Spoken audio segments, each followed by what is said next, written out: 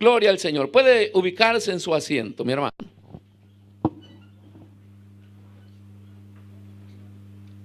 Y vamos a escuchar la palabra de Dios. Ingredientes para la autoridad. ¿Qué son esos ingredientes? Yo al menos he encontrado dos en este tema que hemos leído. La humillación y la debilidad. La humillación y la debilidad. La tendencia, hermanos, de los seres humanos nos lleva siempre a la exaltación de sí mismo. Esa es la tendencia humana. Siempre nos lleva a buscar la exaltación de nosotros mismos. Por eso tenemos espejos en las casas. Por eso hay una parte de nuestro dinero, de nuestro salario mensual, sea hombre o sea mujer, que va separada, hermanos, para la cosmetología y para todo lo que es la belleza. Porque no somos bellos como Dios nos hizo, sino como los otros nos pintan. Por eso nos pintamos. Porque el medio en el que vivimos dice que eso resalta la belleza. Hay más dinero apartado para estas cosas que para los diezmos y la ofrenda del Señor. Sí.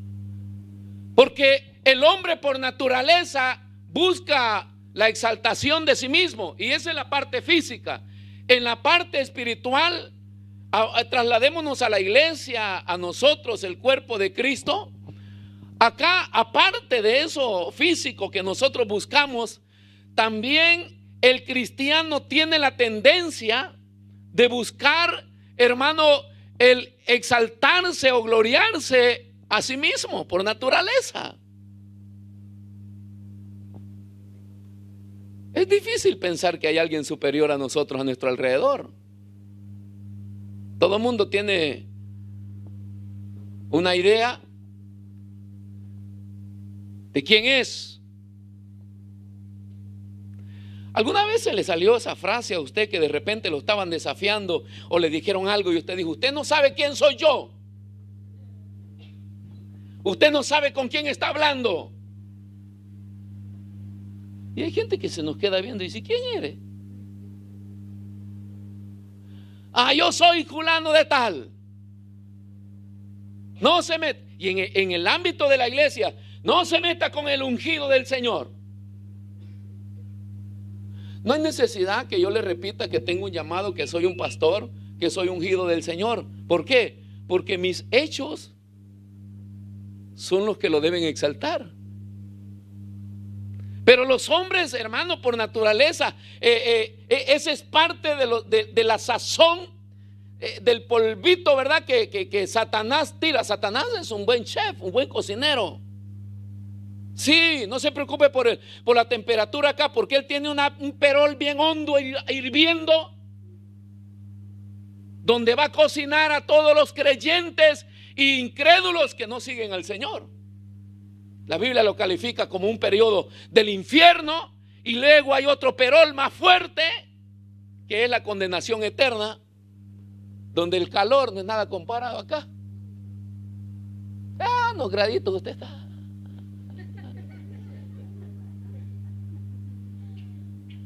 Por gordos. Pero él hermano, esa es parte del toque, de la sazón que Satanás le da al hombre. Que el hombre se puede en todas las áreas. Basta que alcancemos algunos niveles, hermano, y ya el hombre comienza a pensar de una manera diferente y a vanagloriarse, hermano, buscando siempre exaltarse a sí mismo. Proverbios 16:18, vea lo que dice. Porque es para los cristianos, no es para la gente de afuera. Ya los de afuera, ellos están en su nivel. El pleito es nuestro. Dice el proverbista Salomón: antes del quebrantamiento, ¿qué viene? A veces pensamos que las cosas que nos acontecen a nuestra vida, sea emocional, sentimental o lo que sea, a veces pensamos que puede ser castigo de Dios o es el diablo, pero nunca pensamos que puede ser producido por nuestras propias actitudes. Antes del quebrantamiento viene la soberbia. Yo le estoy hablando primero de las cosas que están antes de llegar a la humildad, que es la soberbia. Y antes de la caída dice la altivez de espíritu. Eso está en el corazón.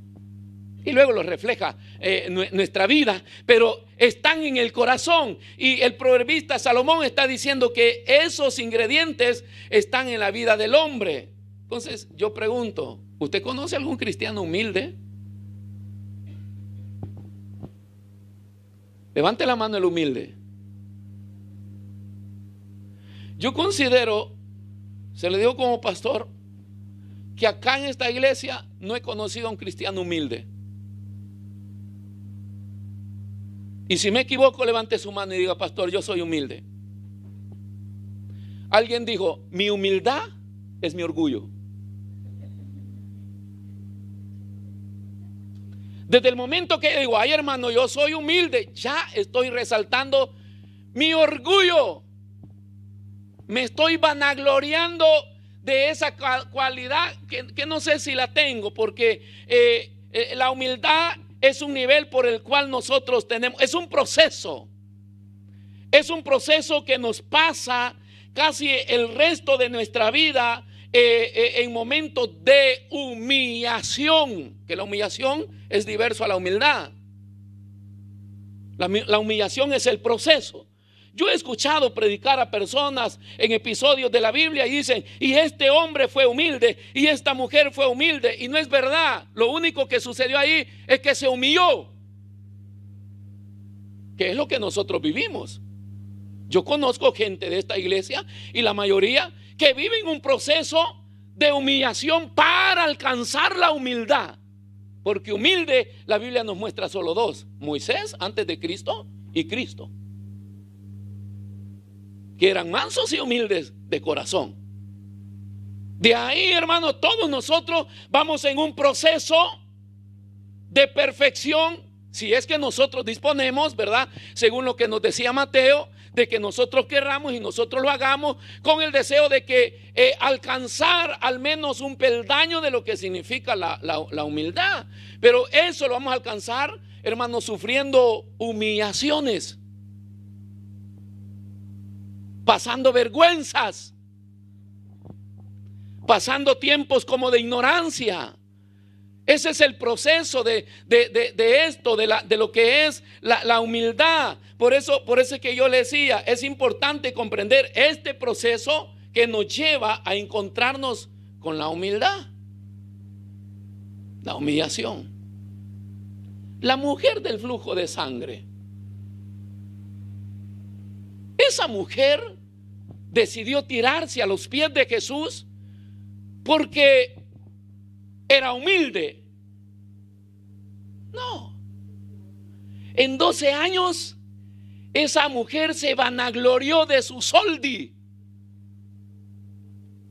de su dinero y de la influencia que tenía por su nivel económico de pagarse los mejores médicos, hasta que gastó todo su dinero con los mejores médicos y se dio cuenta que la medicina ni la ciencia pudo hacer nada por ella.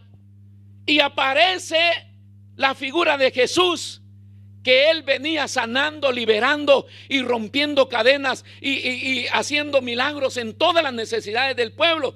Y ella se enfrenta con Jesús no como una mujer humilde, era lo único que le quedaba. Y tuvo que humillarse, arrastrándose en medio de la multitud, siendo pisoteada por todo. La mujer, ¿por qué lo hizo? Porque ella no tenía chirilicas,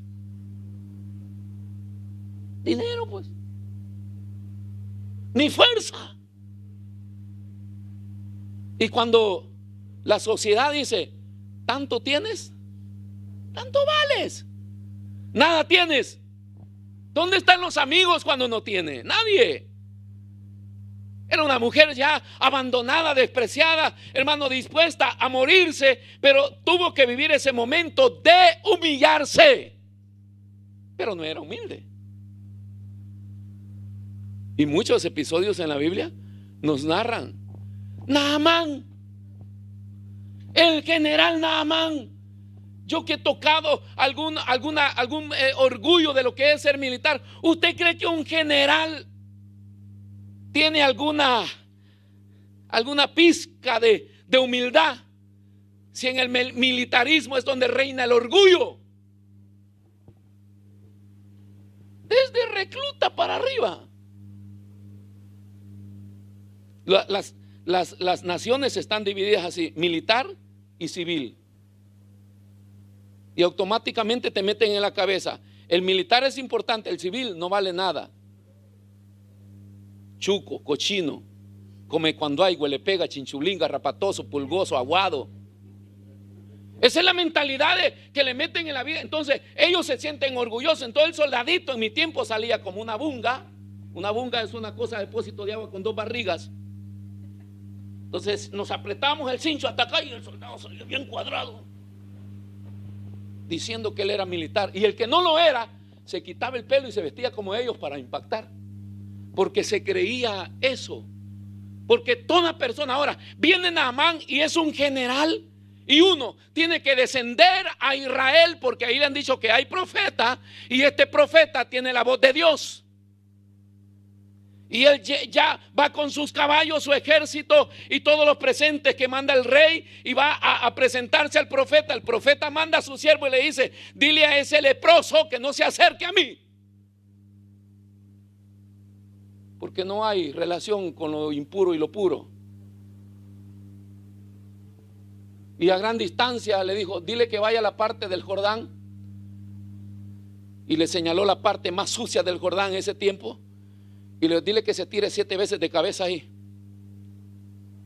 Y ese hombre dice que se le revolvió el estómago y se le subió la sangre y comenzó a maldecir. Pero ¿quién es este profeta para que no reciba a Naamán?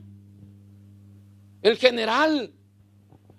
Había un grupo de soldados que le decían: vaya, báñese mi general, tírese de cabeza. Y así fue como el general se metió 7 veces. Y en la 7ª vez que se metió al agua, dice que su piel leprosa cambió y le quedó sana como la piel de un niño. Pero el hombre no presenta ninguna humildad. Entonces no hay ningún episodio en la Biblia que alguien venga porque es humilde. No, tuvo que humillarse. Y en la vida, en nuestra vida, nadie pretenda ser humilde, hermano. Nos toca humillarnos.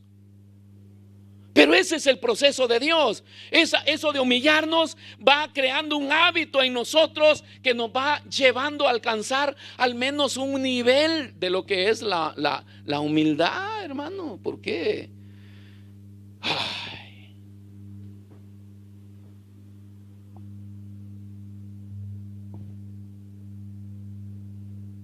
Basta que toquen nuestros hijos.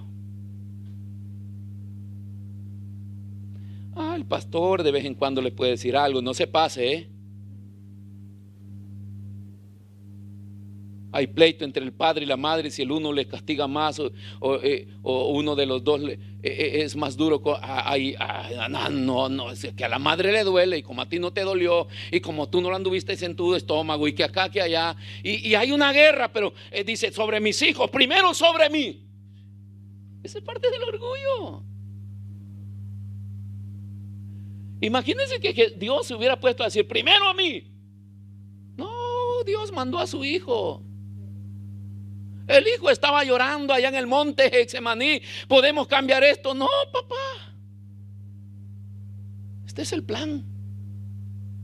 Este es el acuerdo. ¿Cuántos de nosotros le entregamos nuestros hijos al Señor, pero somos nosotros los defensores de ellos? Aleluya. Ese es un proceso. Ese es un proceso. La humillación, hermano, es el proceso de amansamiento. Si el hombre por naturaleza tiene tendencia a vanagloriarse a sí mismo, entonces Dios tiene que usar este proceso de humillación para amansarnos. Amansar es el proceso para poder cambiar la rebeldía, la altivez y un montón de sinónimos que tiene lo que es amansar, la bravura, educar. Y entonces nosotros, yo con mi padre, amansábamos bueyes. El buey es el toro capado. Se le capa para que él no ande con las vacas, como vamos a hacer con algunos jóvenes acá. Y cuando se capa, el buey concentra todas sus fuerzas para el trabajo. Ese animal es dedicado para el trabajo. Pero es bravo, pero es violento, pero es agresivo, pero es altivo. Y entonces se le tiene que poner el yugo con otro buey viejo, que ya es manso, porque tiene que aprender a llevar el paso, tiene que aprender a jalar una carreta, tiene que aprender a arar la tierra, tiene que aprender a muchas cosas. Y a ese pobre buey hay que darle palo hasta arrancarle la bravura. Pobres bueyes de nosotros.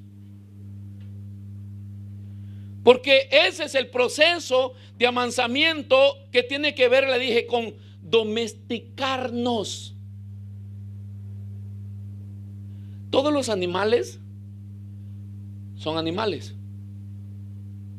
Quiero que le quede claro, todos los animales son animales.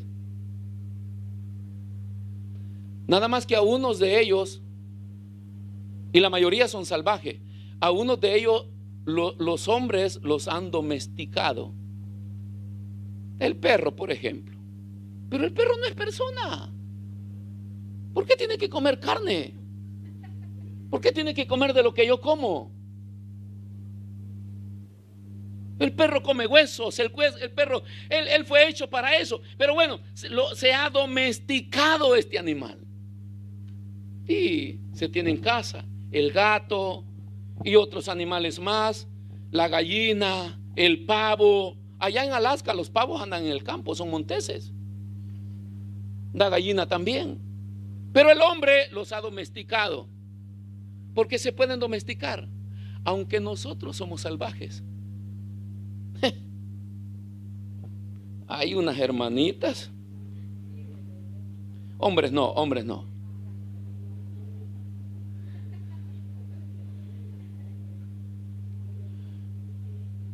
A veces uno, en vez de decirle Dios te bendiga, hermano, en ganas de decirle Dios te bendiga, salvaje. Entonces Dios tiene que domesticarnos, domarnos. El trabajo del Espíritu Santo en la vida del cristiano es domesticarlo y domarlo, quitarle toda la bravura, la violencia. Por eso es que el Espíritu Santo trabaja en el carácter del hombre. Es el que más nos presenta episodios en la vida de confrontar el carácter con el fin de ser formado. Y cada episodio que nosotros logramos vencer va creando lo que se llama santidad. La santidad no cayó del cielo, no viene por un proceso de oración, viene por un proceso de vida, donde el Espíritu Santo va modificando mis cosas. Acá en italiano se le llama bravura todas las violencias que hacen los jóvenes en las calles, ¿no? Entonces el Espíritu Santo tiene que quitarnos lo bravo que somos y domarnos. Entonces el buey, para que retroceda, se agarra el yugo de en medio, un buey acá, otro buey acá. Y el que está domando, allá en mi país se usaba una vara con un clavo en la punta. Y eso cada vez que nos encontraba la guardia nos daba. Pero se agarra esa vara de la parte más gruesa, y para que el buey retroceda, uno le comienza y como él no quiere hacer, entonces viene a agarrar la vara y le da la trompa. Vaya, atrás. Y el buey está ahí que tira. Pero eso solo es un proceso, ya después solito ve la vara. Porque el hombre logra domarlo. Mire, el problema de los cristianos es que nosotros nos pasamos toda la vida siempre pensando en nosotros mismos. Cristianos que siempre piensan que toda la vida es que el Señor me sane, que el Señor me sane, que el Señor me ayude, que el Señor haga, que el Señor cuide mi familia. Toda la vida pero ese no es el centro del propósito de Dios. Algún día tenemos que pensar que Dios no nos llamó para que nos estemos viendo a nosotros mismos. Dios nos llamó, hermanos, para predicar la palabra e implantar su reino en el corazón de cada persona que no le conoce. Más que mis preocupaciones por mis necesidades, hay una necesidad mundial. La gente que se está perdiendo a millones todos los días. Pero ese es el propósito. Pero todo mundo se pasa en esos periodos. Los tiempos de oración siempre son úngenos, úngenos. Yo ya estoy cansado los martes y los jueves de decir úngenos, porque ¿para qué? Un desperdicio de unción. Dice que Dios unge hombres que los llama, los discipula y los comisiona. Si no hay comisión, ¿para qué unción? Nosotros desperdiciamos la unción. En un culto de unción Dios nos da, y cuando llegamos a la casa nos mandamos unos pleitos. Y el día de unción se perdió. Pero el hombre pasa concentrado, hermanos, sobre todo esto, y perdemos el propósito para el cual Dios nos está preparando. Entonces, este proceso de la humillación es el que está haciendo en nosotros, le dije, haciéndonos domésticos.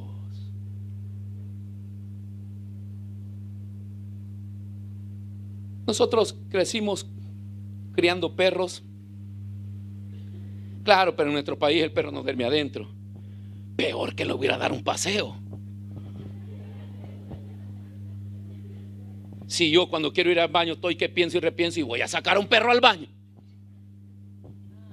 Entonces esos animales dormían afuera, comían afuera. Ellos se hacían su vida aparte. Pero el perro se puede domesticar a que sea bueno, como se puede preparar para que sea bravo, en español. Entonces nosotros, como los perros eran para cazar iguanas, conejos, entonces teníamos que trabajar sobre el perro. Había que prepararlo para eso. Al perro no le gusta que le agarren por la parte de atrás o le agarren la cola. Entonces nosotros usamos ese proceso de darle vuelta y el perro andaba. Después traíamos las iguanas, que hay dos clases de iguana en nuestro país, una verde que no muerde y hay otra de color gris que esa sí muerde. Entonces traíamos la que muerde y se la poníamos a estar jugando con él hasta que la iguana lo mordía. La iguana cuando muerde se queda ahí pegada. Entonces le agarraba la trompa al perro y el perro andaba con la iguana hasta que se lo sacaba. La próxima vez él no se iba a dejar morder de la iguana. Él cazaba la iguana. Después teníamos que adiestrarlos para que cuidaran la casa. Entonces esos animales, alguien se acercaba a la puerta y ellos ya se paraban en dos pies. Y prepárese, porque yo con estos ojos vi perros quitarle el machete a los hombres. Pegaban saltos por todos lados y ¡pah!, los agarraban de la mano. Y cuidaban muy bien. Uno tenía que estar atento para que no lo hiciera. Entonces el perro se puede hacer domesticar para que sea tranquilo, o se puede hacer de la otra parte para que sea agresivo. Pero la agresividad es el trabajo del diablo. En Dios es que nosotros seamos domésticos, que nos amemos unos a otros, que convivamos juntos. A mí me gusta mucho que Dios me haya llamado a ser pastor acá en Italia, porque somos una iglesia multicultural. A mí me encanta pellizcar a la gente espiritualmente así, porque nosotros estamos llenos de orgullo por nuestra cultura. Oye, el salvadoreño es un eminente. Y cada país, hermano, tiene defiende lo suyo. Y no hemos entendido que la iglesia de Cristo es un cuerpo compuesto por muchos miembros de diversas naciones, razas, lengua, tribu. Y que cuando yo estoy creyendo que lo mío es mejor, alrededor de mí los que están a mi alrededor son mejores que mí. Por eso es que llevamos 16 años acá en la iglesia dándole una línea a la gente, y en todas las predicaciones siempre le meto: deje de sentarse por grupo, deje de sentarse. Por eso es que no aprenden a hablar bien el español, porque siempre con los salvadoreños, siempre con el perano, una mezcla.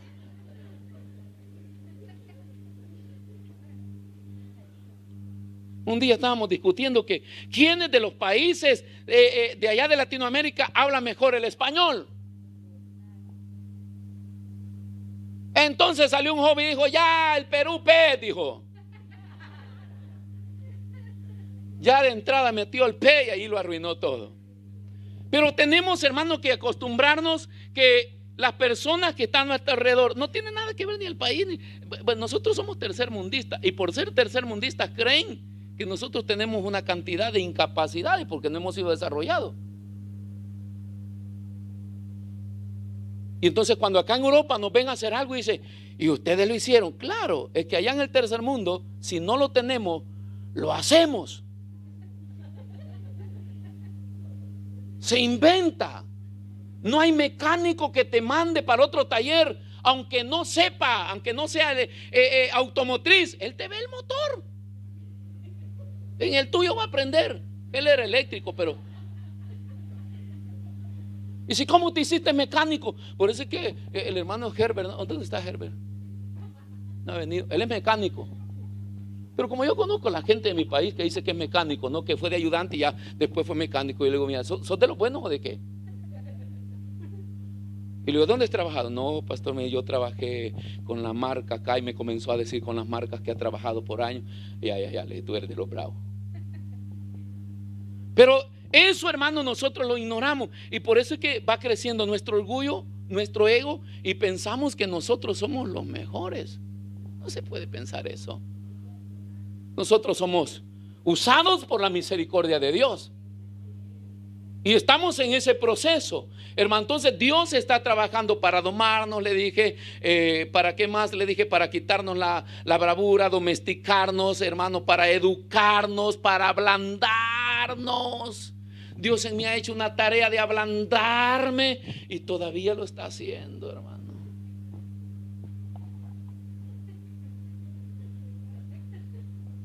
Sí, es que la vida te hace duro. Si has tocado los niveles más altos de lo que es ver el sufrimiento, ver la muerte de las personas delante de ti, eso te hace insensible. ¿Usted cree que es fácil ver que una persona caiga acá, otro caiga allá y otro caiga, y la vida sigue? Eso te hace insensible. Si a la persona que no se espanta por un muerto, ¿qué más puede esperar de él? Es una persona con un corazón endurecido. Yo tenía que jalarme un muerto de vez en cuando y ponerlo delante de mí para que le cayeran las balas a él. Dormir con un muerto ahí. Disparaban ahí, lo terminaban, lo mataban varias veces, pero yo me salvaba.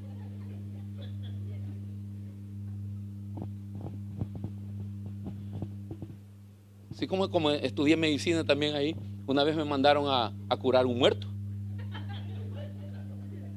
Pero si ya está muerto, ¿por qué lo vamos a curar? No, para que durara más. Nos mandaron a meterle formolina al muerto, y nos dieron unas jeringas así largas con unas agujotas como de una cuarta así. Y yo decía: pobrecito el muerto. Y uno tiene que aplicarle ese líquido en las partes más blandas del cuerpo del muerto, ¿no? Para que no se descomponga. Y entonces yo me daba gusto en el estómago del muerto. Yo ya inyectaba antes de ir a estudiar medicina, enfermería. Aprendí con mi papá inyectando las vacas. ¿Usted sabe cómo se inyecta la vaca? La vaca se agarra la aguja y uno va, ¡pah! De una vez la aguja, después ¡pah! La vaca ole, ¡mah! Yo sé inyectar, sé poner el suero. Cuando usted quiera, avíseme.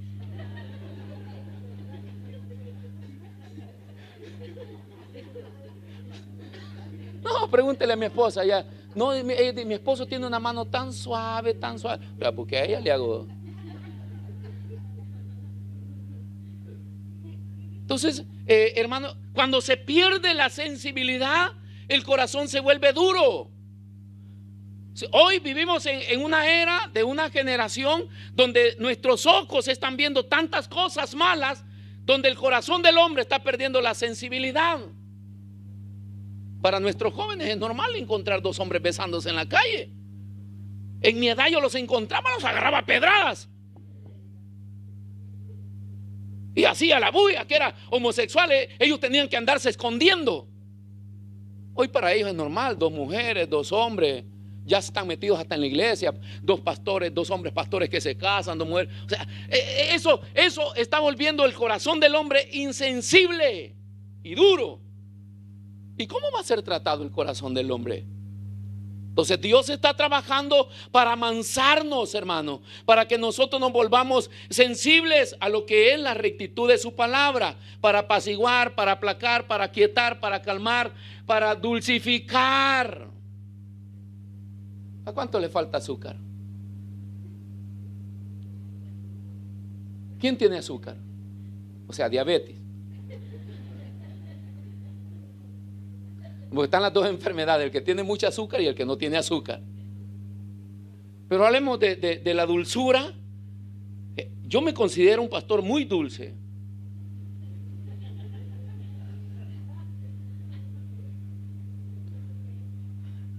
Amén, dijo uno, ya te van a agarrar a pedrada. Entonces, Dios tiene que dulcificarnos. Yo siempre admiro las personas amables, gentiles. De verdad, yo quisiera ser como esos tipos. Y yo lucho, hermano, en mi batalla. Esta es parte de la humildad decirlo. Es mi batalla. Yo cuando veo, yo conozco un pastor que agarra a las hermanas y dice: ¡ay, Dios te bendiga, madrecita! Y las besa.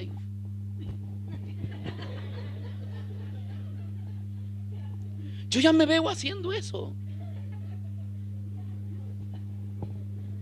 Y cuando he intentado hacerlo, Dios le bendiga, pastor, ya no lo vuelvo a hacer más.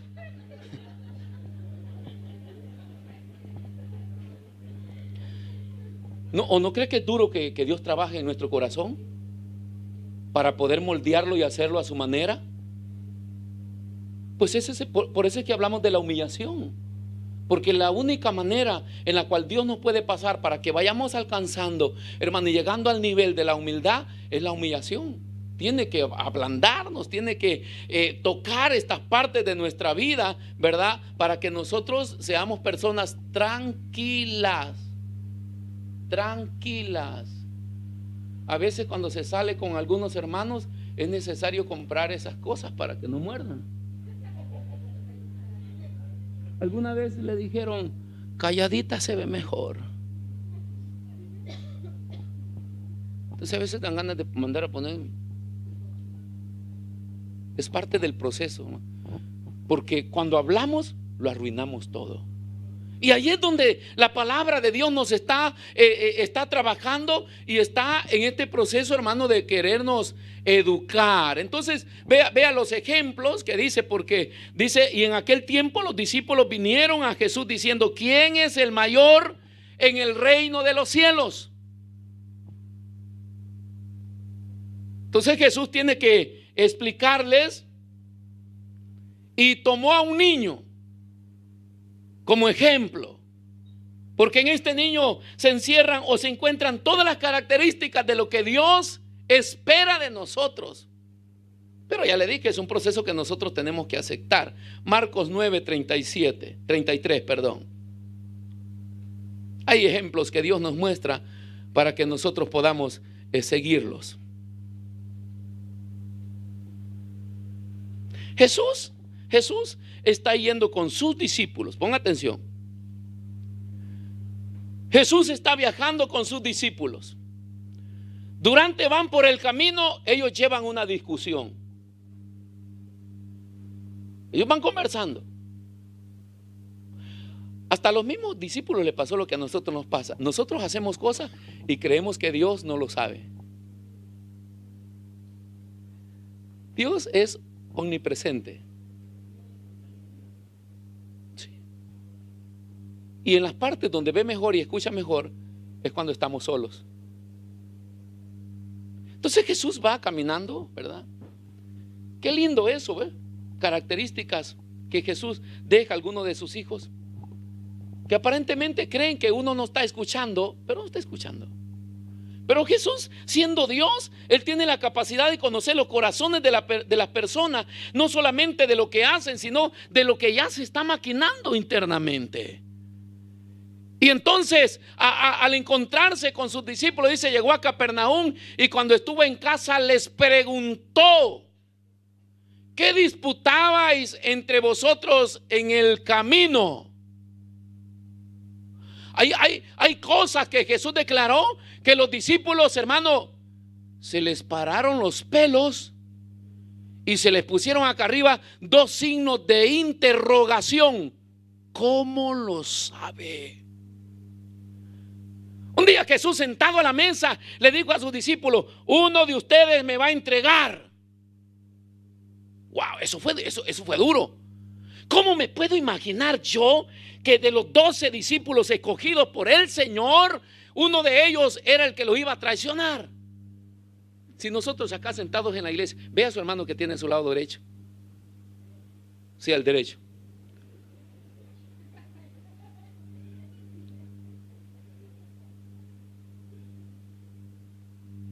¿Usted cree que él lo puede traicionar?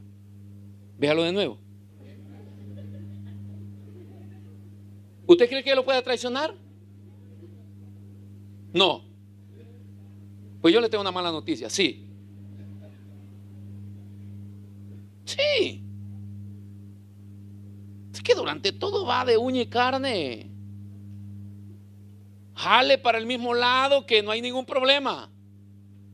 Pero el día que usted agarra su cuerda para otro lado, ahí hay que aclarar las cosas.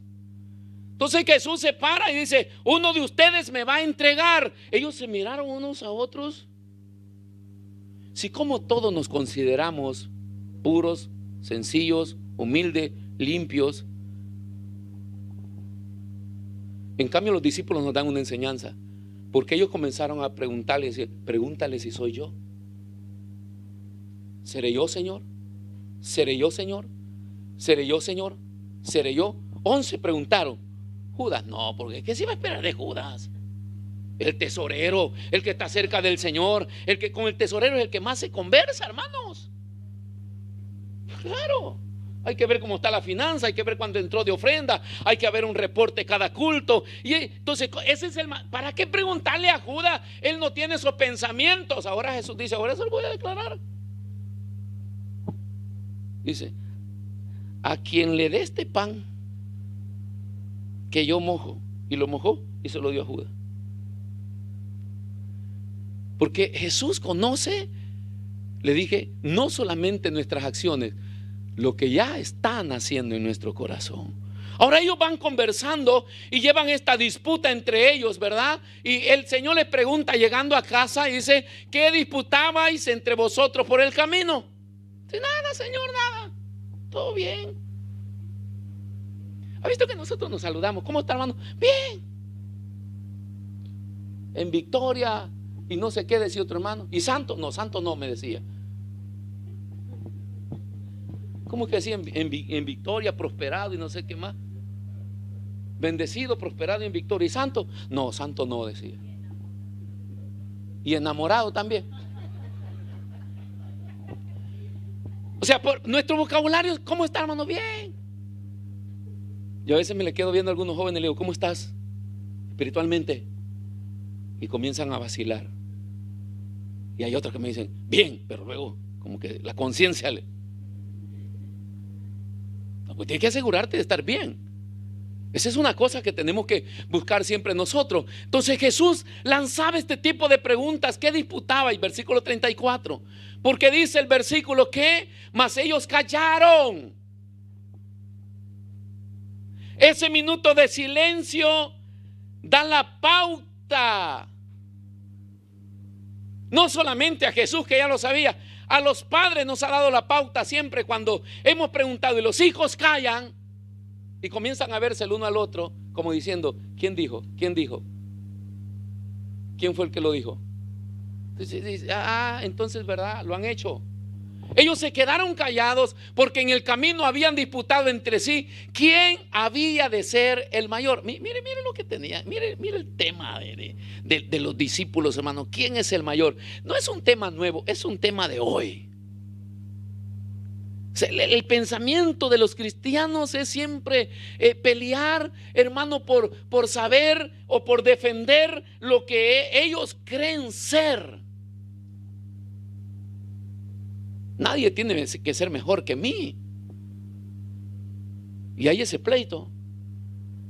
¿Quién está más cerca de Jesús? ¿Quién es más bendecido que Jesús? Y Jesús les pregunta cuál era la discusión que ustedes traían y quién había de ser mayor. Versículo 35. Y entonces él se sentó y llamó a los 12. Ahora, antes de pasar a este 35, es importante que nosotros nos demos cuenta por qué nace esta disputa que ellos traían. Porque los discípulos en un periodo muy largo con Jesús, ellos no le seguían porque habían reconocido que Jesús era el Mesías. Ellos le seguían porque en sí ellos esperaban proféticamente que el Mesías o la especie de libertador era un hombre fuerte que se iba a levantar en arma contra el imperio romano, que los tenía ya cargados de cosas, y ellos esperaban esa profecía, que se levantara ese hombre en armas y con un ejército. Entonces uno de ellos quería ser el general. Uno de ellos quería tener posición. ¿Alguna vez escuchó a alguien decir: ah, no, yo pastor quiero ser? Yo apóstol, dicen otros. ¿Qué quiere? Hay unos que dicen: yo nada. Ese está peor. Porque la cosa no es que no anhelemos, dice Pablo, que anhelemos los mejores dones, pero no es algo de buscarlo nosotros como una cosa que nos quita el sueño. Si Dios lo quiere dar y nos llama, gloria a Dios. Si Dios no lo da, no. Pero ellos esperaban esto y ellos querían tener una posición delante del Señor. ¿Quién es mejor? Cuando sea el rapto de la iglesia, les voy a explicar el orden. Los primeros que son levantados en cuestión de segundos son los apóstoles. Sí. Después de los apóstoles, no sé si van los profetas o los pastores. Después van los diáconos, después los líderes. Los de allá atrás no sé si van a ir.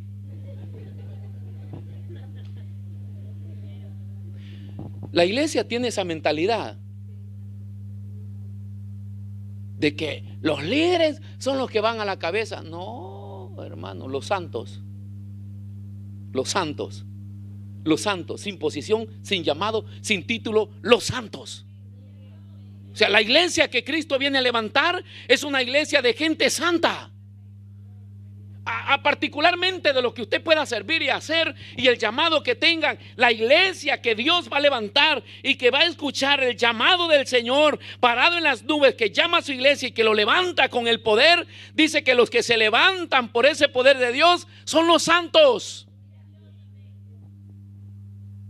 Y el que no esté santo se queda. Y no importa qué posición o qué título tiene, se queda, porque él viene por la iglesia de santo. Entonces ellos esperaban a ese Cristo triunfante terrenalmente. Pensaban que Jesús tenía la capacidad, porque ya se habían levantado hombres con capacidad, ingeniosos para hacer armas y preparar un ejército. Lo vemos en la Biblia. Y ellos pensaban que Jesús era una especie de héroe que se iba a levantar y que ellos iban a ocupar la mejor posición. Por eso es que, ¿verdad?, ellos van discutiendo que quién tenía que ser el mejor o quién tenía que estar en mejor posición. Pero ese es el síndrome que está dentro del ser humano por naturaleza. Queremos ser los mejores siempre. Queremos ocupar las mejores posiciones. La Biblia ataca mucho eso. Todas esas actitudes tienen que ver con la soberbia y con la altivez del hombre, no con la sencillez, no con la humildad. Entonces dice que ya el versículo 35 Dice, entonces él se sentó y llamó a los 12 y les dijo, si alguno quiere ser el primero, ¿qué será? El último. Si alguien quiere ser el primero, tiene que ser el último. Y el servidor, no, porque la mayoría nos gusta caminar siempre de último, pero no servimos. ¿Sabía usted que en diversas instituciones el primero y el último son fundamentales? Especialmente en las guerras. Este primero se le llama vanguardia y este último se le llama retaguardia. Este primero es el que va vigilando para poder avanzar. Este lleva la voz. Hay una cantidad de voces de mando con señales. Él va siempre, tiene un oído de águila, ojos de águila. Es el que va de lanza y él escucha un rumor, un movimiento, un murmullo, algo escuchó y entonces él da la señal a los demás, paz. ¿Sabe qué significa esta señal? Stop. Y después le hace congelarse. Y él está explorando. Y el que va atrás se giró para atrás. Porque también pasaba que por detrás, alguna vez vio a Chuck Norris, a Rambo y toda esta. Ay, que esté escondido en el palo ahí el depredador y al último lo agarra y le quebró el cuello. La retaguardia. Entonces la iglesia, hermano, somos importantes, no solo los que estamos. Se dice que el líder tiene que estar adelante y atrás. Adelante a veces para guiar y atrás para empujar. El líder no siempre es cabeza. La gente anda con una mentalidad de que siempre la punta, siempre cabeza. No, hay veces que hay que estar atrás, hay que empujar, hay que ayudar, hay que cuidar, hay que hacer un montón de cosas atrás. Son características que están en el liderazgo. Ahora es importante eso, por eso es que la Biblia dice que el que quiera ser el primero será el último, pero sirviendo. Un día hablaba con un hermano y me dijo, pastor, yo siempre soy el último que me voy de la iglesia. Yo le dije, ya hermano, algún día vete primero, porque por ti no cierro la iglesia. Pues no estás haciendo nada, estás sentado siempre ahí. El último, los que se van último, es porque, hermanos, están sirviendo. ¿A quién? A los demás. Pero no solamente por ser último. Por eso es que alguien dijo, la Biblia dice que los últimos serán los primeros. Y otro le respondió, esto es si los últimos son justos.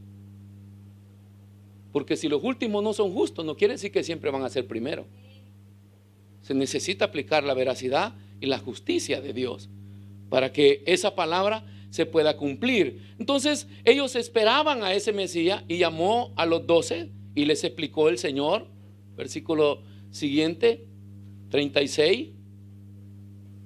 Y tomó a un niño y lo puso en medio de ellos.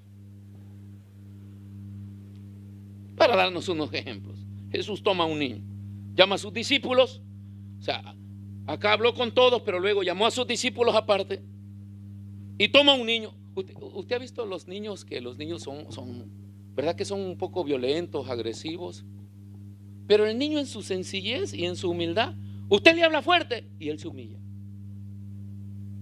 Rápido. Él ya se queda ahí. Y a veces le viene un llanto así con desesperación. Y suelta unos gritos. Después los pobres padres andan que no hayan que darle. ¿Quiere paleta? Te compro una pizza. A ellos les dolió que la persona que los ama les haya gritado. Entonces los niños son muy sencillos. Por naturaleza, ¿verdad? A veces se comportan como grandes, que pelean, que gritan, que hacen capricho, pero cuando se para la autoridad delante de ellos, ellos se humillan.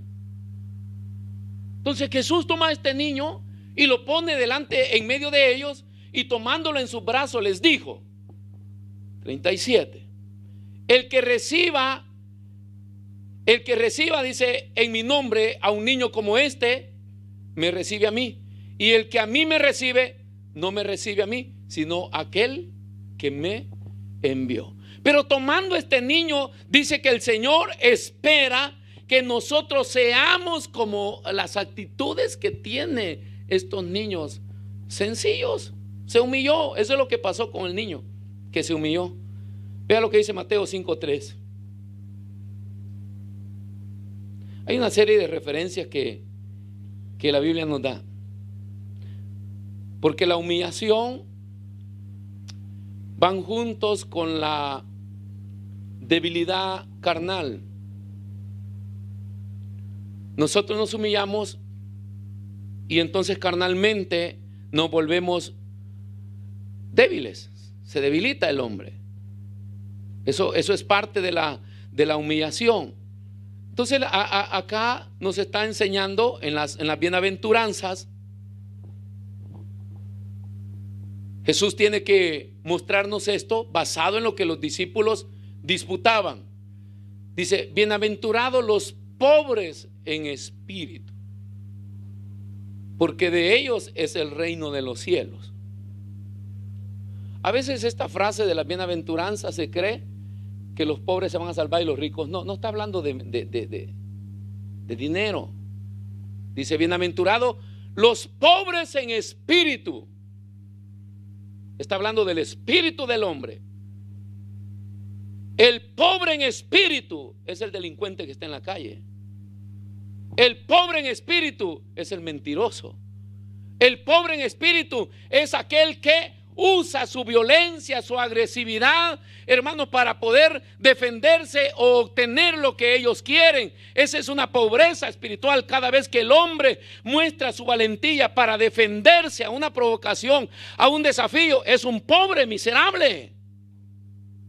Porque el valiente, según la Biblia, el rico en espíritu, es aquel que tiene potestad sobre sí mismo. Yo no voy a pelear contigo. A ver, si no toma, te vacío la cerveza en la cabeza. Báñame. La regla de oro: el que te pegue en una mejilla, dale la otra. Vamos a hacer una prueba ya con el que tiene a la izquierda hoy. No. Ya uno de los varones le hizo así.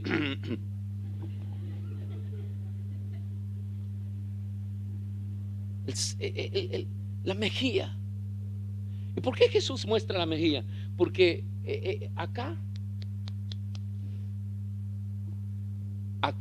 y acá son dos golpes, hermano, que el hombre puede reaccionar en cuestión de segundos.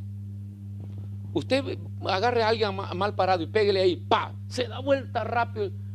Ten cuidado, hermano, no me andes tocando así. Que le toque la cara, peor. Dice, ¿cómo? Bueno, acá hay una cultura italiana, ¿no? Yo recién venido, que conocí al pastor Molinaro, él siempre me saludaba así. Sí. Hermano, desde que inicié, el Señor inició el proceso conmigo. Pues los italianos saludan así, ¿sí o no? Chao, ¿cómo estás, caro? Yo siempre me pregunté, ¿por qué tiene que pegarme?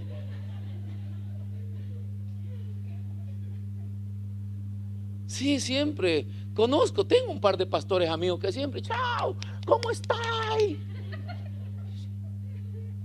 A veces ya le he dicho, ven.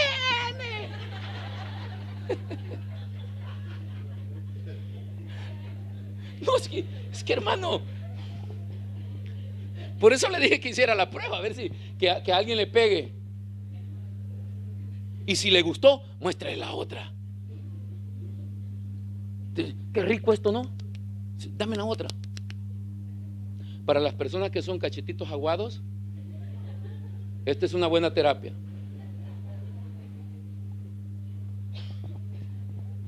Entonces hay cosas, hermano, que cuando nos las hacen, nos hacen reaccionar, pero de una manera que se muestra en la persona.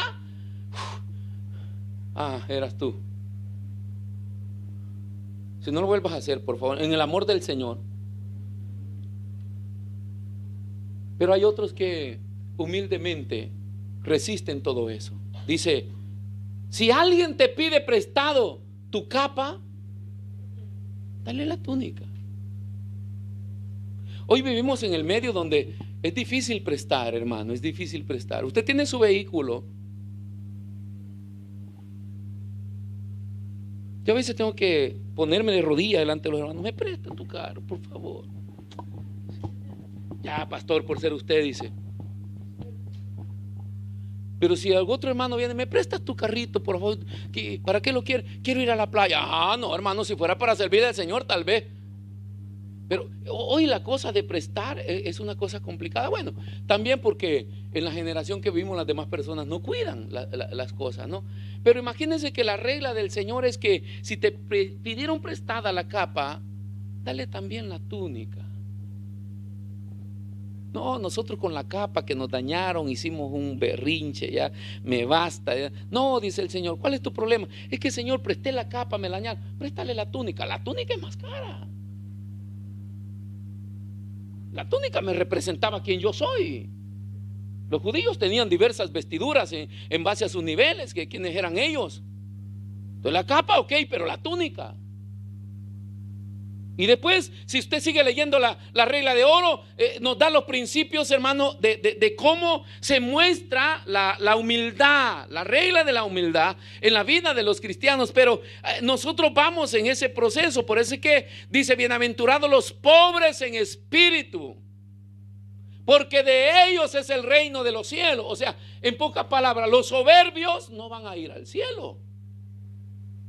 Los que estamos llenos de orgullo no vamos a ir al cielo. Los que todavía nos defendemos nosotros mismos no vamos a ir al cielo. Este cielo del que tanto hablamos va a ser tan cruel y tan duro que tanto lo predicamos y hablamos, y el colmo podría ser quedarnos, simple y sencillamente por no entender la calidad de cristianos que Dios está formando y que Él está esperando. Santiago capítulo 4 versículo 6. La última frase es importante de este versículo. Dice que Él da gracia a los... Dios da gracia. Hay diferentes gracias. La gracia es el regalo. Bueno, la salvación es una gracia. Es un don de Dios. Por gracia somos salvos. Pero aparte de ser salvo, paragonando o comparando el Salmo 103, donde David está diciendo, bendice alma mía Jehová, dice, porque Él nos corona de favores y de misericordia. Aparte de la gracia que nos dio, todos los días Dios pasa coronándonos de favores y de misericordia, por gracia. Entonces, pero estas coronas y estos favores dice que da gracia a los humildes, porque lo contrario de humilde es la soberbia y el orgullo. Y dice que, pero da mayor gracia por esto. ¿Qué pasó? ¿Me lo cambió? Pero Él da mayor gracia por esto, dice, Dios resiste. O sea, ve de lejos, no. Así en nuestro vocabulario vulgar, no se lo traga. Cuando encuentra soberbia en nuestro corazón, Dios no puede operar, no puede, esto de resistir, dice, no puedo operar, no puedo. ¿Por qué? Porque es una regla de Dios, hermano, que al menos el hombre se humille delante de Él. Por eso es que todo el que se acerca a Dios con soberbia no obtiene nada de Dios.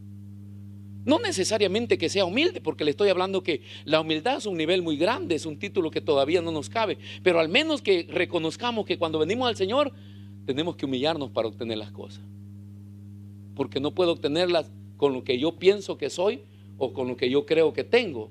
Entonces Él da gracia a los humildes. ¿Qué más dice Filipenses 2:3? Ve ese otro versículo que nos dice. Filipenses 2:3.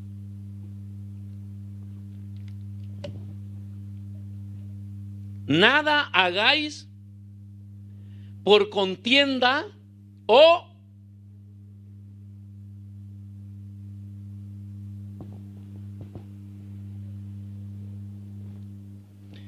Yo menciono muchas cosas que hago porque debo predicar, y dentro de la predicación tengo que ponerse como ejemplo para instruirlo y tal vez motivarlo a que las haga. Pero quiero enseñarle algo. No es bueno que usted ande diciendo: es que yo oro, es que yo ayuno, hermanos, es que yo, mire, le dedico tiempo a la palabra, tantas horas. Esa es tu edificación, es suya. Y cuando ya se me sale de acá, aunque pueda ir quizás con una buena intención, según mi punto de vista, pero ya viene motivada por el espíritu de orgullo, donde se le va haciendo creer a la gente que por lo que yo hago, entonces dice que se cuenta el milagro, pero no el santo. No se puede pasar a testificar a alguien porque testifica, primero dice lo que él hizo. ¿Para qué?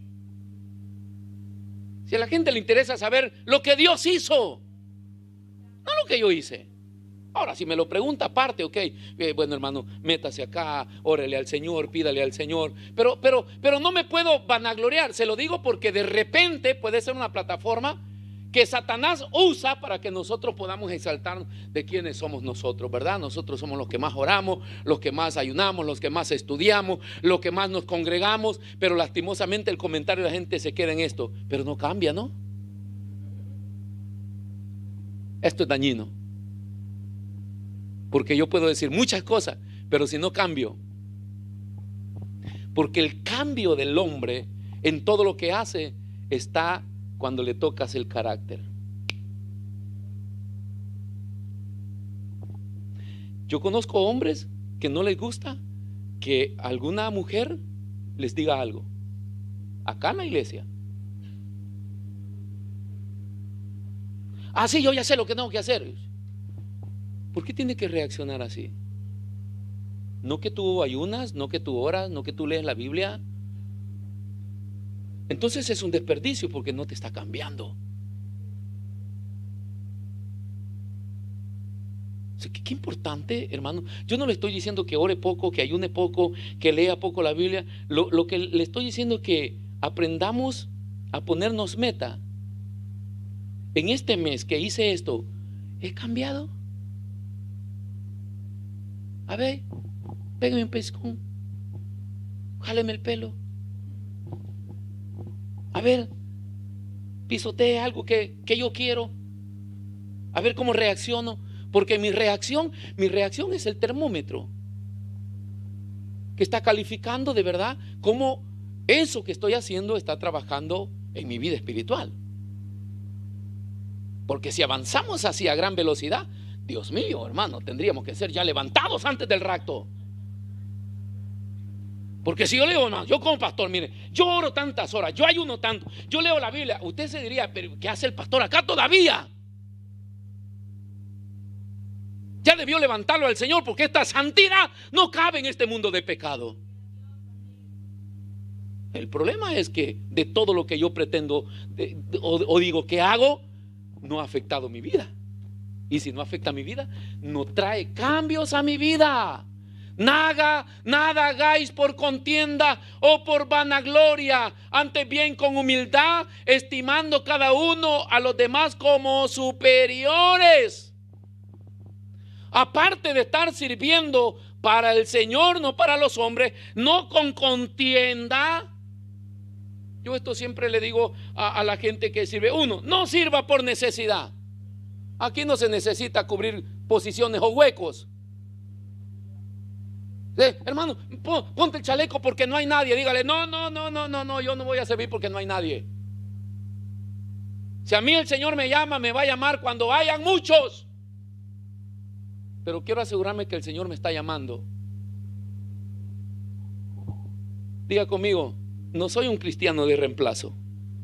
Dígalo. Que porque el otro se fue de vacación, voy a hacer un reemplazo. Que porque el otro enfermo, voy a hacer un reemplazo. Al Señor no se le sirve por reemplazo. El Señor llama a uno cuando Él tiene una misión que darle. Lo pone y lo usa.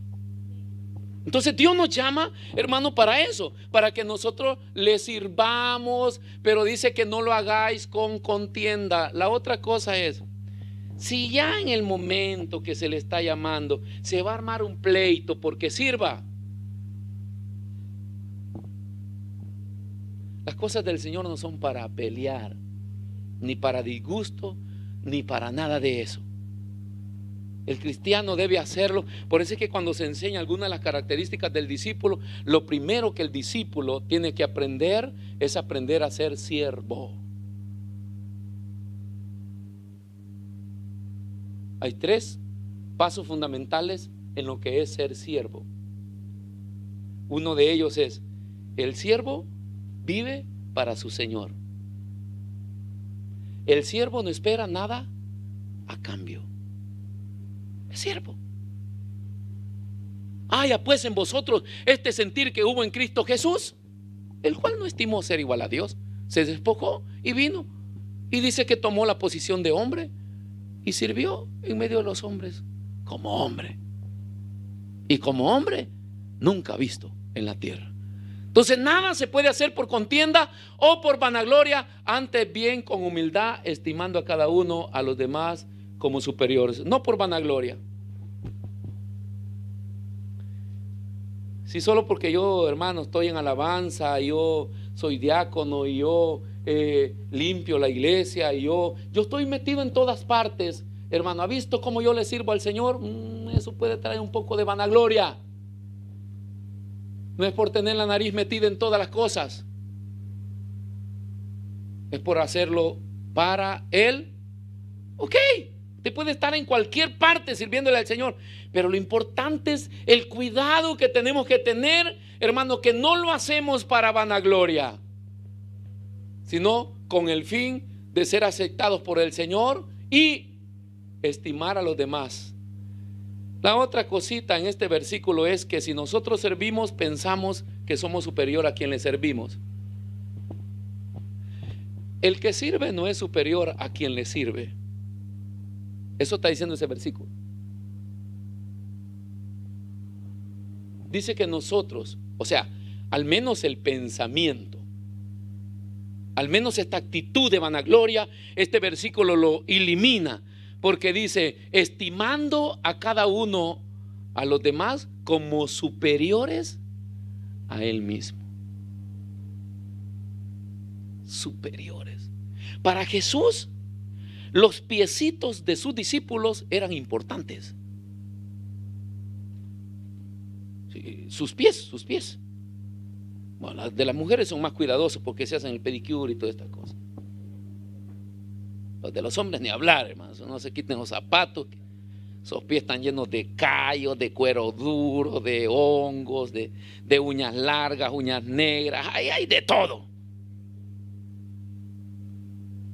Pero para Jesús era importante que su discípulo Pedro tuviera los pies limpios. Y él, el maestro, le iba a aplicar un pedicure. Tomó su toalla y comenzó a lavar los pies de sus discípulos. Si como Pedro tenía la mentalidad de que Jesús era superior, y es verdad, pero en lo que es el nivel de servicio a lo que él había venido para servir. Y él quiere, aparte de eso, que él es el que está dejando la plataforma de lo que nosotros, la iglesia, íbamos a seguir. Que no importa la posición, el llamado, el liderazgo, hermano, siempre fuimos llamados para servir. Y el servicio lo hago para Dios. ¿Por qué? Porque considero que mi hermano, mi prójimo, es superior a mí. No puedes venir con esos pies sucios, hermano, te los voy a lavar yo. ¿Cuántos quieren lavar los pies de sus hermanos? ¿Sí? No, ¿lo quieres hacer ahorita? ¿Quién no se bañó? Bajen la mano.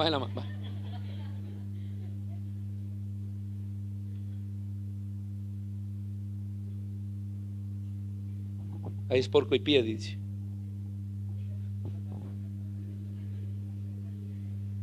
Superiores a nosotros. Por eso servimos. ¿Por qué yo debo predicar? Porque usted es superior a mí. A mí me interesa que esta palabra llegue a su corazón y que le ayude a cambiar.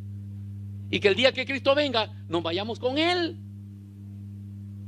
Sí, ¿por qué sirve usted en las diversas áreas de la iglesia? Porque sus hermanos son superiores a usted. Y queremos darles un buen servicio. Queremos que ellos estén alegres, estén contentos, sean bendecidos aparte de todo, con lo que nosotros hacemos. Entonces todo lo hacemos considerando. No, la mentalidad es que si es líder o es servidor, ya es grande. Eso no es verdad. Eso no es verdad, hermano. Vamos a cerrar. 2 Corintios 12:1. Nada hagáis por contienda. ¿Qué tenía este niño? Y estas son las pautas de la humildad. Bienaventurados los pobres en espíritu. Dios da gracia a los humildes. Nada hagáis por contienda. El apóstol Pablo acá en Corintios relata cómo él evitó, teniendo de qué gloriarse. Y no vamos a hablar de su vida secular, porque ese es otro tema aparte, que Pablo tenía de qué gloriarse. Pero acá nos muestra, vea esto, ciertamente dice, no me conviene gloriarme.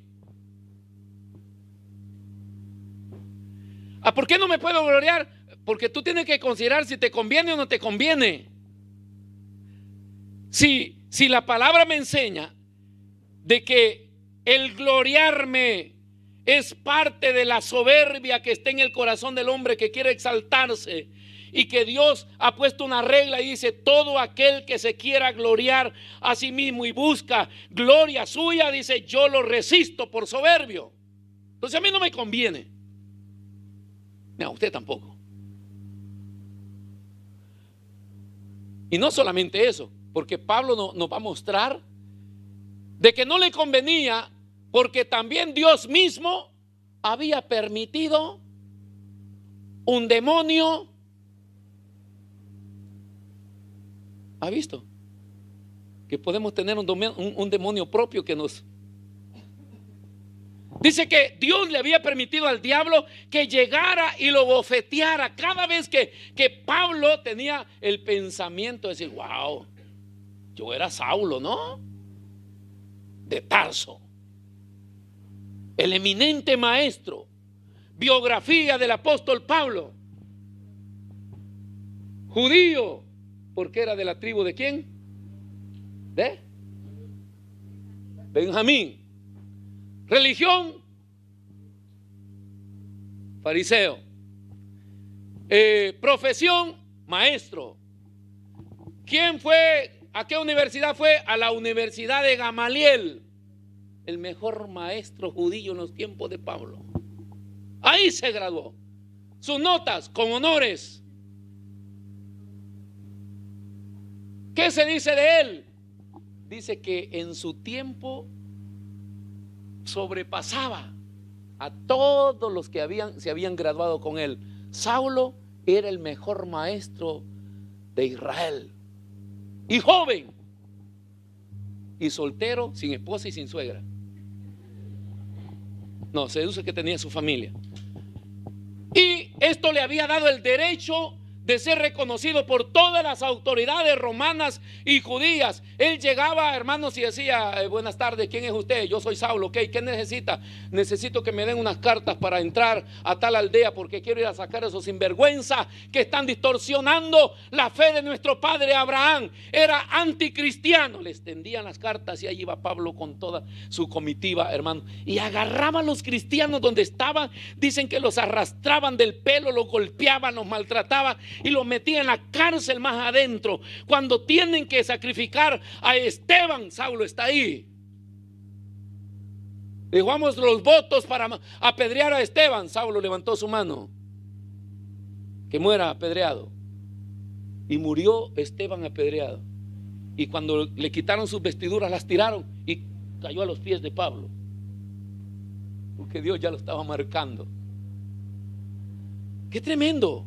Pero aparte de eso, dice Pablo: no me conviene gloriarme, pero vendré a las visiones y a las revelaciones del Señor. Aparte de todo lo que le he escrito, la biografía de quién era Pablo, hoy entremos a su vida espiritual. Visiones y revelaciones dadas por el Señor. ¿Qué fue esa visión y revelación? 2. Vea. Conozco a un hombre, no quiere decir que es él. Conozco a un hombre en Cristo que hace 14 años, no sé si en el cuerpo, no lo sé. Si fuera del cuerpo, no lo sé. Dios lo sabe. Fue arrebatado hasta el tercer cielo. Saulo, Pablo. Tuvo una experiencia o varias experiencias con el Señor de que fue arrebatado hasta el tercer cielo. Existen 3 cielos, según lo narra la Biblia, donde están las nubes, el otro, el firmamento, y el tercero que nadie lo ve, donde está Dios. Y dice que él fue llevado hasta el tercer cielo, 3. Y conozco al tal hombre, si en el cuerpo o fuera del cuerpo, no lo sé. Dios lo sabe. Bueno, no sabía si había estado despierto o dormido, si fue visión o fue un arrebatamiento que hizo Dios en él, que fue arrebatado al paraíso. Murió, porque al paraíso van solo los muertos, donde oyó palabras inefables que no le es dado al hombre expresar. De tal hombre me gloriaré, pero de mí mismo en nada me gloriaré, sino en mis.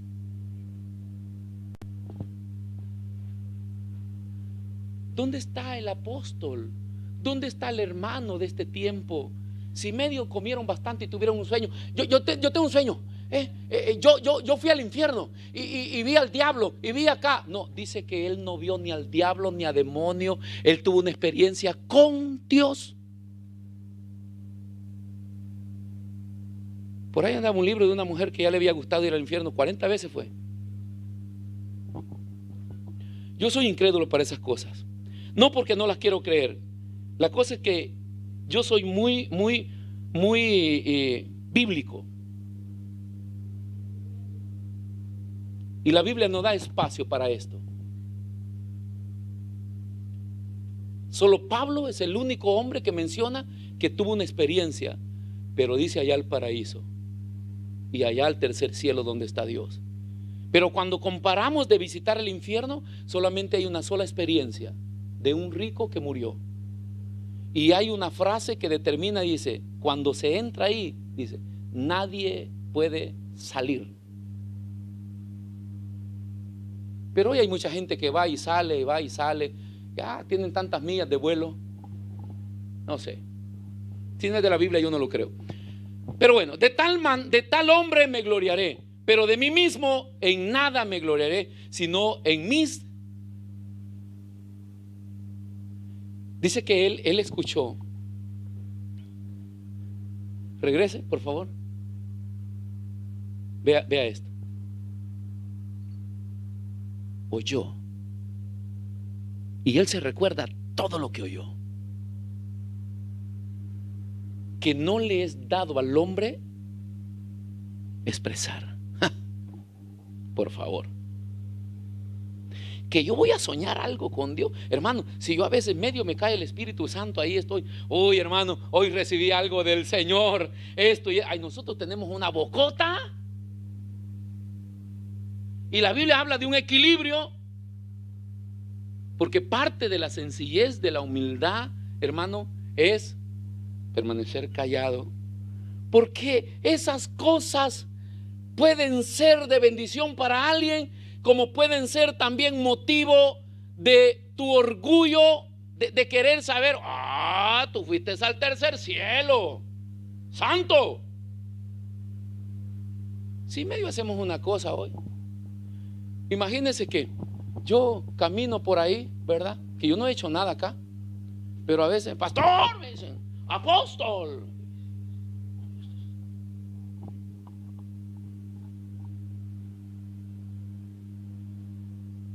Si por pura misericordia de Dios hablamos, si por pura misericordia de Dios, Dios ha abierto puertas y ha hecho pequeñas cosas en nosotros, nos ha mostrado que va a hacer cosas grandes, pero todavía no las ha hecho, pero es por pura misericordia de Dios. ¿Por qué tenemos nosotros que permitir que esas cosas nos vayan exaltando a nosotros solo por lo que la gente ve o por lo que ve que Dios ha hecho? Pero eso lo ha hecho Dios, no lo ha hecho el hombre. No tenemos nosotros por qué gloriarnos de nada de eso. ¿Por qué? Porque cuando comenzamos a expresar esas cosas, puede ser parte del orgullo que el hombre siempre quiere resaltar. Y en las pequeñas cosas siempre estamos. Es que yo lo he hecho, es que yo acá, es que a mí, ay, me dice. Por eso tenga cuidado cuando habla conmigo. Yo he hablado con gente que me dice, ay, pastor, a mí me usa el Señor. A mí el Señor, me decía un hermano, me ha dado el don de sanidad, santo, lo siento acá.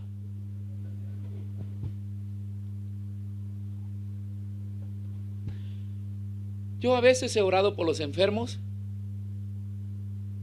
y de ciencia ha sanado uno.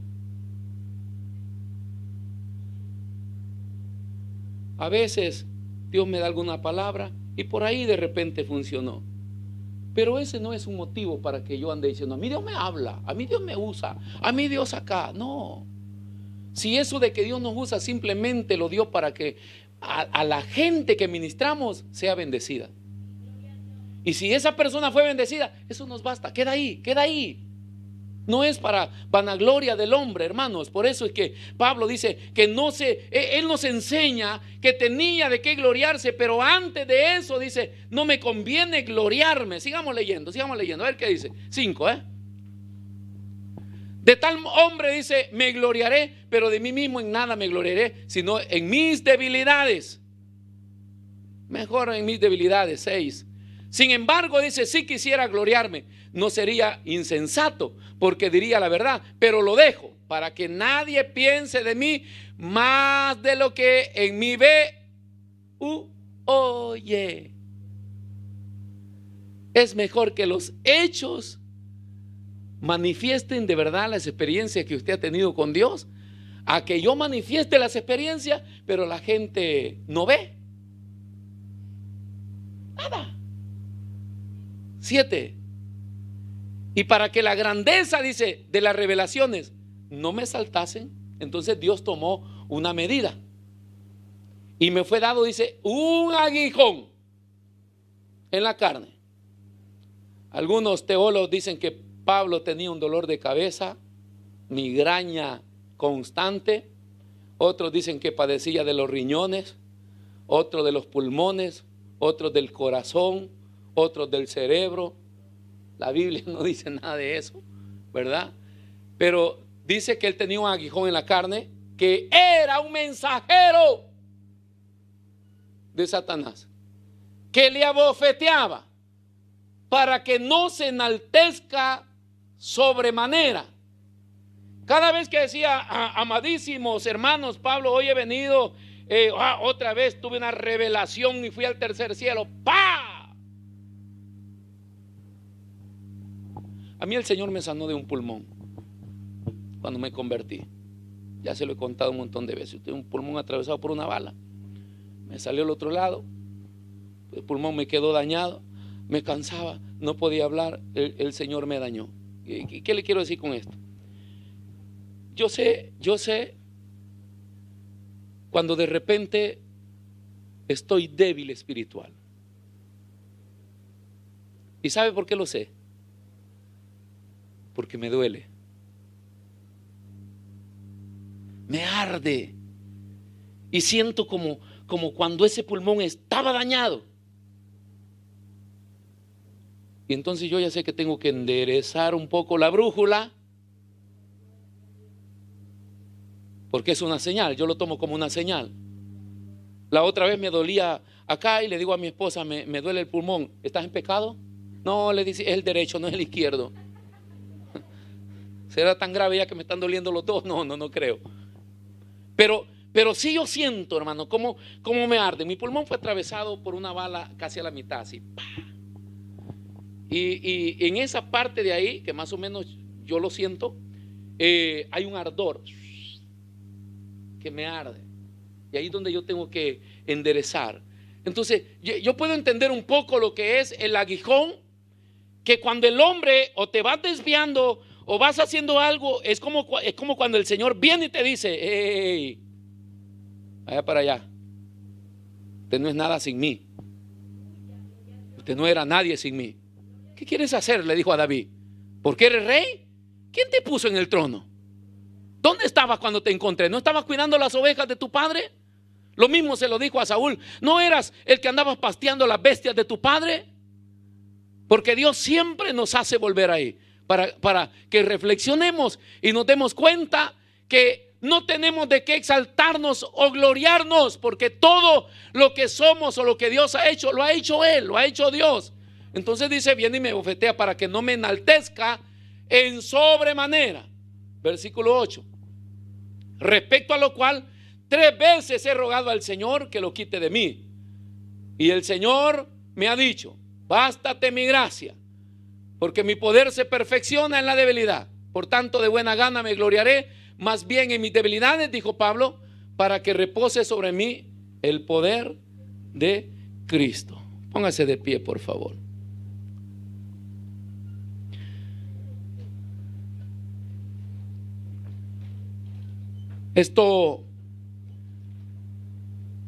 Si la vanagloria se conquista, mi hermano, por hablar, porque nos gusta hablar y decir hasta lo que no somos, la humildad y la humillación, que es el proceso para llegar a ella, nos lleva a ser prudentes. Salmo 62:1. David expresa, Pablo dice primero que él tiene de qué gloriarse, pero no le conviene gloriarse. Ahora David dice: en Dios solamente está callada. Por eso Pablo dice: si en el cuerpo no lo sé, Dios lo sabe. Si en el espíritu no lo sé, Dios lo sabe. Fui al tercer cielo, no lo sé, Dios lo sabe. ¿Por qué? Porque en Dios, en todo lo que Dios ha hecho en nuestra vida, Él lo sabe. Y en Él, dice David, permanece callada mi alma. El alma es la que más demanda, ¿verdad? El espíritu del hombre es lo que más demanda que nosotros mostremos lo que no somos.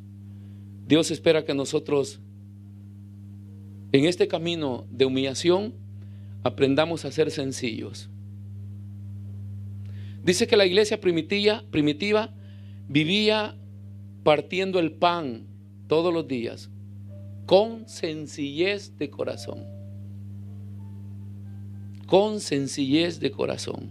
Hay comidas que a mí mismo no me gustan, pero si es de compartir, vamos a compartirlo con sencillez de corazón. Es parte de toda la actividad que tenemos que hacer, presentar esta sencillez, una dependencia. Los proverbios nos enseñan a aprender a hablar con sabiduría. Dependencia de Dios en lo que vamos a decir, en lo que vamos a hacer. Es parte, hermano, del camino a la humildad. La valentía. La valentía es la voluntad de decir y hacer lo correcto a pesar de. La valentía, le dije, es lo que la voluntad de decir y hacer lo correcto.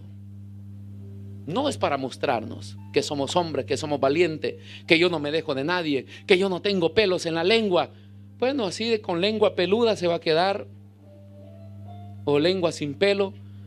Hay un infierno que espera lenguas peludas y lenguas sin pelos. Porque acá no se trata de decir la nuestra, se trata de aprender a soportar en el Señor, porque Él pelea nuestra batalla. Transparencia.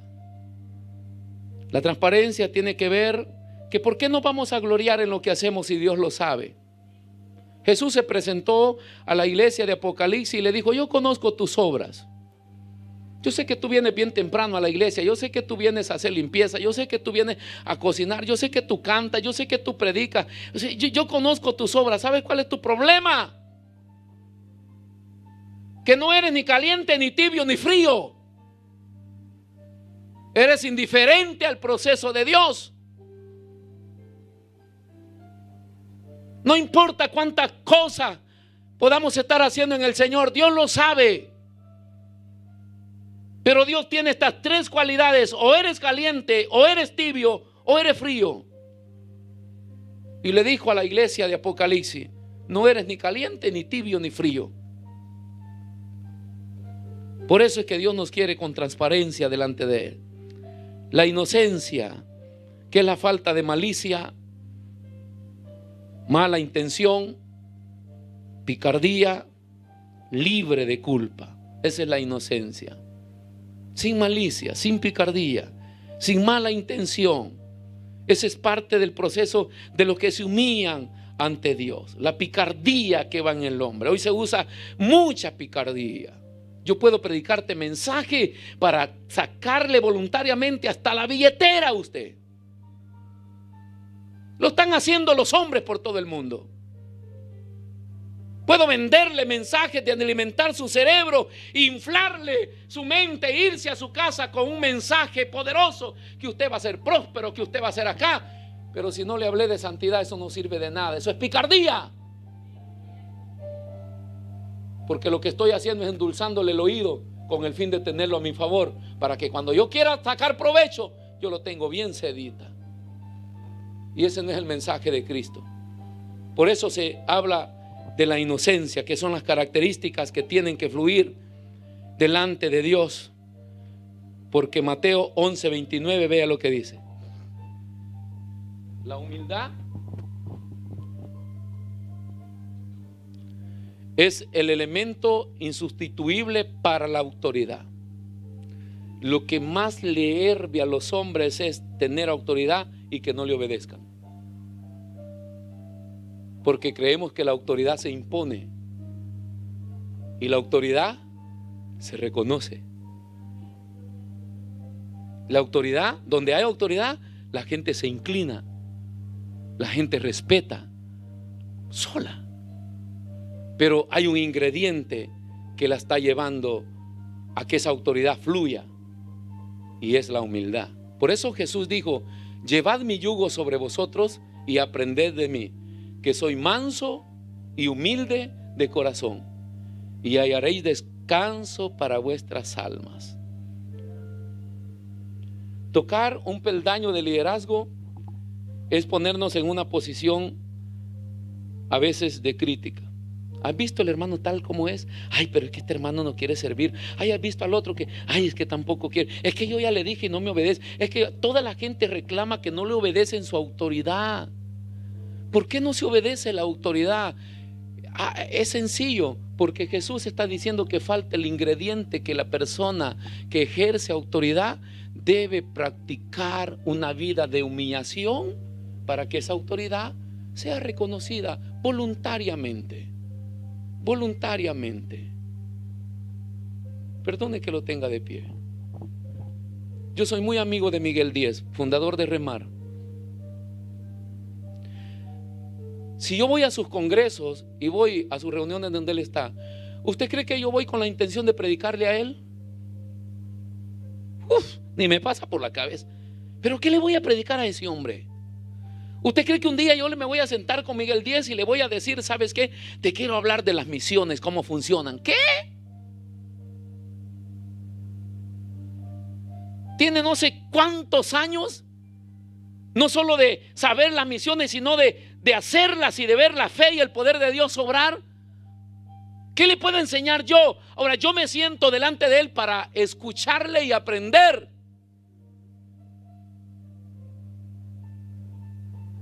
Si yo vengo a Dios, ¿usted cree que yo voy a venirle a decir a Dios: mira, Señor, yo quiero que estas cosas sean así porque yo las entiendo? ¿Qué?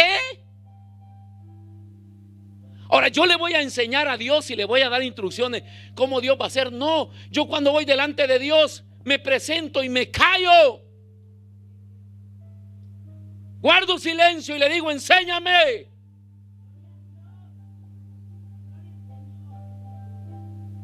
Porque de él solamente puedo aprender. No le puedo transmitir nada. No le puedo dar nada. Por eso lo respeto, por eso lo honro. Esa es la autoridad que reconozco en él. Porque él practicó la humildad. Y eso le ha dado el derecho de que nosotros le reconozcamos que Jesús es Dios. Entonces nadie puede actuar y venir delante del Señor y decir, yo así funciono, yo así. No, no, no. A Él lo tengo solo para sentarme a sus pies y aprender de Él. Si en el mundo hay hombres de gran trayectoria en las cuales me siento y aprendo, imagínense Jesús. Conozco un par de predicadores que para mí es un deleite sentarme delante de ellos y escucharlos. Y a veces digo, si me tocara predicar delante de ellos, no sé qué hablaría. Porque ya ellos lo vivieron la mayoría de cosas que yo todavía no he vivido. Y eso es reconocer autoridad. Y eso hace reconocer autoridad en todos los ámbitos. La gente obedece a sus pastores. ¿Por qué? Porque reconoce autoridad. Porque ellos ya vivieron cosas que a lo mejor nosotros no hemos vivido. Y en cada liderazgo se va reconociendo eso. ¿Por qué? Porque de ellos solamente podemos aprender. No venimos a decirle qué es lo que se tiene que hacer, cómo yo la pienso. No, hay una trayectoria de experiencias y de relación con Dios que te lleva a reconocer ese nivel de autoridad. Y ahí vamos a aprender en Dios. Todos podemos aprender en Dios cuando reconocemos esa autoridad. Cierre sus ojos. Te damos gracias, amado Jesús.